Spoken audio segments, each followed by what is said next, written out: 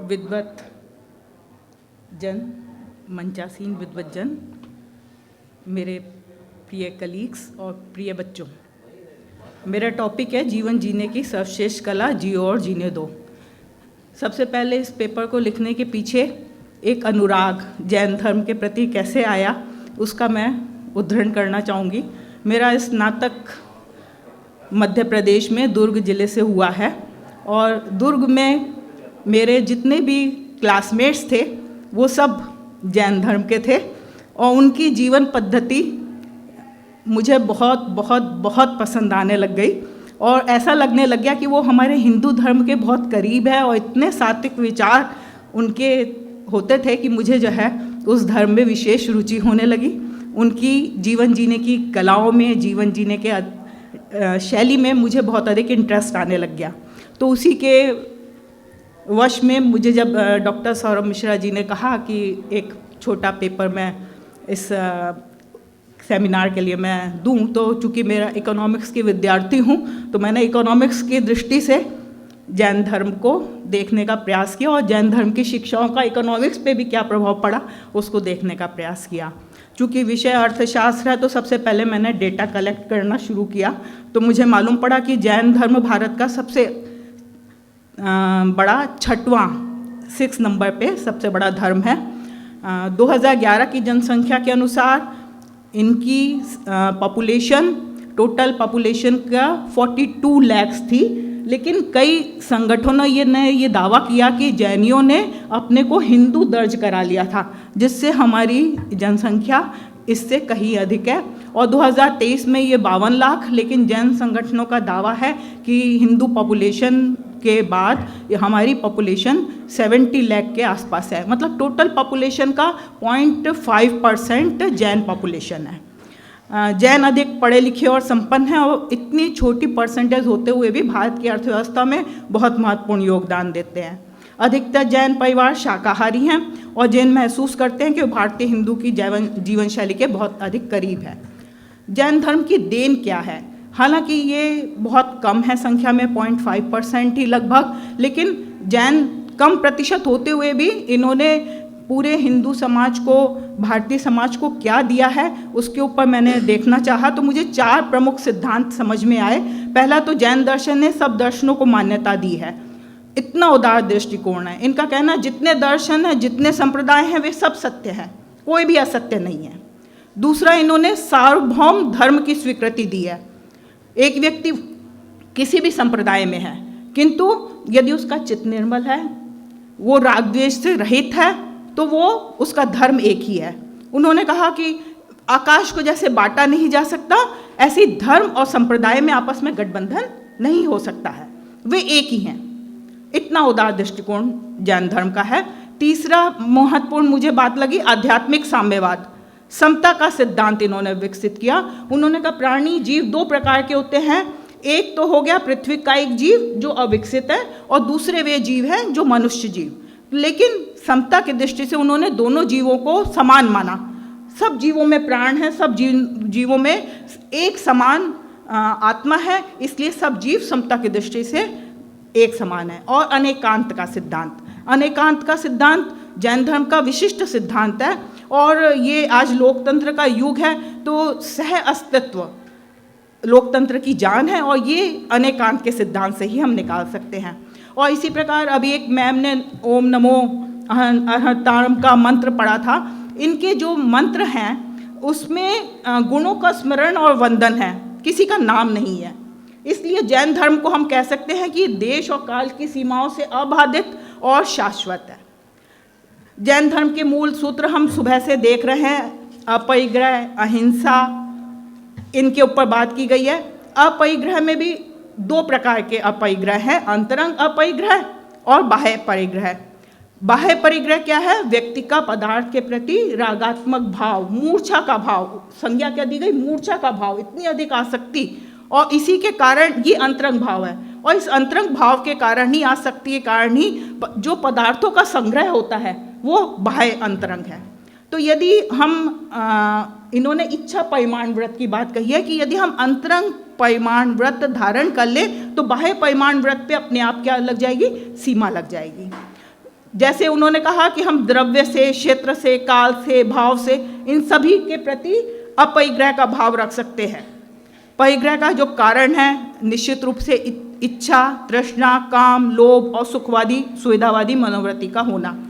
तो इस प्रकार भगवान महावीर के अपरिग्रह का विचार केवल परमार्थ साधना का विषय नहीं है, ये व्यक्तिगत जीवन में सुख और शांति के लिए और स्वस्थ समाज की संरचना के लिए आवश्यक है।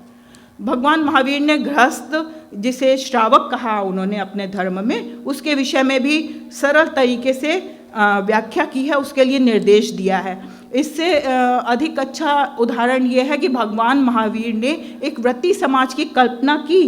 व्रती समाज कैसा? जो उन्होंने उपदेश दिए हैं उसका पालन कर सके, और इस अनूठे प्रयोग को करने के लिए उन्होंने 5 लाख परिवारों का प्रयोग किया कि वो 5 लाख परिवारों ने उस जो उन्होंने सिद्धांत बताए थे उसके ऊपर चल के दिखाया, और इस प्रकार से उनके सामाजिक जीवन में परिवर्तन आया। तो ये व्रती समाज संभव है, आज की कल्पना में भी संभव है। यदि हम ये कल्पना कर लें, यदि हम यह सोच लें कि हम इस चीज़ का उपभोग यहाँ तक सीमित करेंगे, इसका परिमाण यहाँ तक करेंगे, तो निश्चित रूप से हम अपने जीवन को सीमित करते हैं और इच्छाओं का त्याग अपने आप आ जाता है। भारतीय साहित्य में 4 पुरुषार्थ माने गए हैं: धर्म, अर्थ, काम और मोक्ष। जीवन चलाने के लिए अर्थ जरूरी है, काम जरूरी है, और जीवन की पवित्रता के लिए धर्म और मोक्ष जरूरी है। तो आवश्यकता है कि काम और अर्थ, ये दोनों पुरुषार्थ धर्म और मोक्ष को बाधित ना करें, किंतु इससे प्रभावित रहे। और जब इन चारों का संतुलन हो जाता है तब जीवन पथ सुगम हो जाता है। अब ये जो शिक्षाएं हैं, अहिंसा, अपरिग्रह, इनको हमारे आर्थिक चिंतकों ने, इनके ऊपर क्या प्रभाव पड़ा? यदि हम इस दृष्टि से देखने का प्रयास करते हैं तो हम देखते हैं कि गांधी जी वो जैन धर्म की शिक्षाओं से बहुत अधिक प्रभावित थे, और इसलिए उन्होंने अहिंसा के अस्त्र का प्रयोग हमारे देश को स्वतंत्रता का आंदोलन चलाने में बहुत प्रमुख रूप से प्रयोग किया। इसके अतिरिक्त उन्होंने, उनके अनुसार, साधन को पवित्र बनाने के लिए अहिंसा प्रथम सिद्धांत और प्रेम दूसरा सिद्धांत होना चाहिए। इस प्रकार गांधी के दर्शन का मूल मंत्र भी सत्य, अहिंसा और प्रेम है। और जो उन्होंने सादा जीवन उच्च विचार की बात कही है, जो उनका आदर्श वाक्य था, क्या आपको नहीं लगता उसमें कहीं ना कहीं अपरिग्रह का सिद्धांत भी अपने आप समाहित हो जाता है? तो इस तरीके से गांधी जी के दर्शन पर जैन धर्म की शिक्षाओं का प्रभाव है। इसके अतिरिक्त एक अर्थशास्त्र के प्रोफेसर जे.के. मेहता जी हुए हैं, जो इलाहाबाद विश्वविद्यालय के थे। उन्होंने तो अपनी जो अर्थशास्त्र को समझने की डेफिनेशन ही है, अर्थशास्त्र की जो डेफिनेशन ही है, वही वांटलेसनेस की दे दी, अपरिग्रह से डायरेक्ट लिंक कर दिया। उन्होंने अर्थशास्त्र को कहा, अर्थशास्त्र वह विज्ञान है जो आवश्यकता शून्यता के लक्ष्य को प्राप्त करने के एक साधन के रूप में मानवीय व्यवहार का अध्ययन करता है। वो कहते हैं मनुष्य का मन तो क्या है, एक व्याकुल चिड़िया है, और ये एक आवश्यकता पूरी होती है उसके बाद दूसरी आवश्यकता को महसूस करने लगता है। तो हम जो ये मानव मस्तिष्क की बेचैनी है, इसको दूर कैसे करें? इसके 2 ही उपाय हैं। एक तो हम अपनी आवश्यकताओं को न्यून कर लें, या अपने मस्तिष्क को इतना शिक्षित कर लें कि वो लीस्ट आवश्यकताओं को महसूस करें। तो इस तरीके से हम पाते हैं, चाहे विनोबा भावे का सर्वोदय का विचार हो, चाहे हम राणा डे के विचार को देखें, इन सब के दर्शनों पे अप्रत्यक्ष रूप से जैन धर्म की शिक्षाओं का प्रभाव है। कुछ प्रैक्टिकल उदाहरण भी हम देखते हैं कि पिछले साल मैं माउंट आबू जब गई, और माउंट आबू के पास दिलवाड़ा मंदिरों का मैंने अवलोकन किया, तो मुझे देख के बहुत अधिक अच्छा लगा कि वहाँ जितनी भी जैन तीर्थंकरों की प्रतिमाएं थीं, वो दिन के समय तो बहुत विशाल भव्य नज़र आ रही थी, लेकिन रात के समय कहीं भी वहाँ पर जैसे ये बल्ब जल रहे हैं इस तरह की व्यवस्था ही नहीं थी। वहाँ दीपक, हर तीर्थंकर के सामने दीपकों की व्यवस्था थी। जब मैंने इसका कारण पूछा कि इस क्यों दीपक क्यों जल रहे हैं और ये लाइटें क्यों नहीं जल रही, उन्होंने कहा नहीं, अगर लाइट जलेगी तो कीट पतंगे आएंगे और उनकी हिंसा हो सकती है, इसलिए हमारे मंदिरों में दीपक जलाए जाते हैं प्रतीक स्वरूप। इसी प्रकार से हम इससे भी ऊपर आगे चल के बात करते हैं कि आज का भी समय जैन धर्म की शिक्षाओं के बिल्कुल अनुकूल है, प्रासंगिक है। हमारे देश से में शाकाहारी परिवार बहुत मिल जाएंगे, लेकिन इससे ऊपर भी एक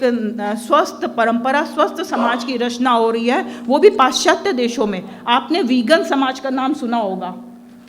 वीगन समाज हर उस चीज से परहेज करता है जिससे किसी भी जीव के हिंसा हो सकती है। वो ना चमड़े के पर्स, रेशम, हनी, किसी भी प्रकार की चीज़ों का वो उपभोग नहीं करता है। तो मेरा अंत में निष्कर्ष यही है कि जो आज हम देखते हैं कि भौतिक युग है, इसने भोगवाद को बढ़ावा दे दिया है और निश्चित रूप से इससे असंयम बढ़ा है।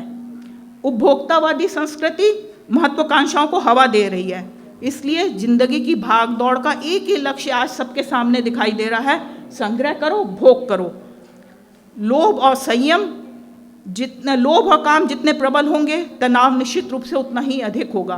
तो यदि हम कहें संयम के बिना तनाव को नहीं मिटाया जा सकता है और जैन धर्म की जो व्याख्या है, जो आध्यात्मिक धर्म की व्याख्या है, उस मार्ग पे चलने की आवश्यकता है, जिससे आज जो हर तीसरा व्यक्ति रक्तचाप, गैस्ट्राइटिस, इन सब का पेशेंट है, उस सब के ऊपर यदि हम संयम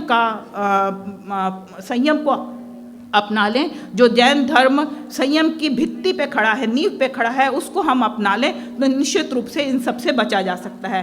जैन आचार्यों ने सम्यक ज्ञान, सम्यक दर्शन और सम्यक चरित्र, इस रत्न त्रयी को जो समाधान मांगना है, वो निश्चित रूप से यही मुक्ति का मार्ग है और यही आज के युग का समाधान भी है। धन्यवाद।